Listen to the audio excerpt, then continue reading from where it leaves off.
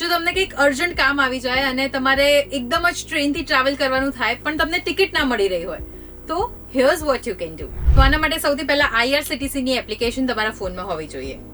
હવે આ એપ્લિકેશનમાં અંદર જઈને તમારે ક્લિક કરવાનું છે ઓન બુક ટ્રેન. એમાં નીચે ઓપ્શન દેખાશે વેકેન્સી, એની ઉપર ક્લિક કરો. હવે ટ્રેનનું નામ અથવા તો ટ્રેનનો નંબર જો તમને ખબર હોય તો એ લખી દો. પછી સિલેક્ટ કરો ડેટ અને બોર્ડિંગ સ્ટેશન સિલેક્ટ કરી લો. હવે બધા ક્લાસના ઓપ્શન્સ અહીંયા આવશે. તમારે જે પણ ક્લાસમાં ટ્રાવેલ કરવું હોય એ સિલેક્ટ કરી લો. તો first AC, second AC, third AC, તમારે જેમાં પણ ટ્રાવેલ કરવું હોય એ સિલેક્ટ કરી લો અને પછી ટ્રેન ચાર્ટ પર સિલેક્ટ કરો. હવે ટ્રેન ચાર્ટમાં જઈ જે પણ સીટ્સ અવેલેબલ હોય એ જોઈ લો અને બસ તમારું લગેજ લો અને એ સીટ ઉપર પહોંચી જાઓ.